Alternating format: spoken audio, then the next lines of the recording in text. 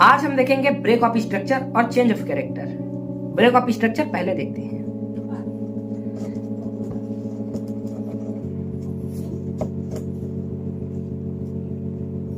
Break of structure का मतलब क्या होता है? मान लीजिए अगर प्राइस कोई बुलिश ट्रेंड में है, जहां पर higher high, higher low, higher hand, higher low बना रहा है, तो ये देखिए यहाँ पर ये वाला एरिया, ये होगा हमारा ब्रेक ऑफ स्ट्रक्चर। ये वाला यहाँ पर ये ब्रेक ऑफ स्ट्रक्चर और ये वाला यहाँ पर ब्रेक ऑफ स्ट्रक्चर, यानी कि कैंडल क्लोज हुआ, ये हाई बना, इस हाई को ब्रेक करके यहाँ पर एक कैंडल क्लोज हुआ। सेम थ्योरी डाउन ट्रेंड में भी होगी। यहाँ पर बना lower low, lower high, lower low, lower high. अब देखना यहाँ पर लोअर लो बना और ब्रेक हुआ, यहाँ पर भी वही हुआ, ब्रेक हुआ।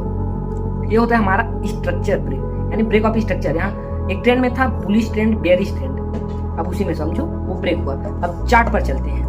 यहाँ पर मार्केट अप ट्रेंड में है, यहाँ पर ना हायर हाई, हायर लो, और इसका एक परफेक्ट ब्रेक हुआ। देखो स्ट्रक्चर ब्रेक हुआ, यहाँ पर अप ट्रेंड में है, उसका स्ट्रक्चर ब्रेक हुआ।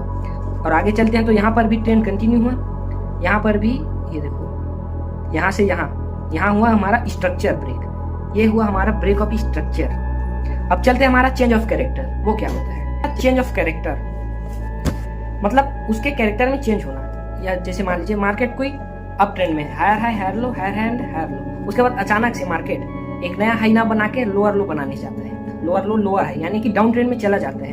तो ये बनाने के लिए उसने इस हायर लो को ब्रेक किया। यहाँ पर देखो, यहाँ पर उसके बाद यहाँ से डाउन ट्रेंड चालू हो गया, यानी कि मार्केट अप ट्रेंड से डाउन ट्रेंड में आ गया।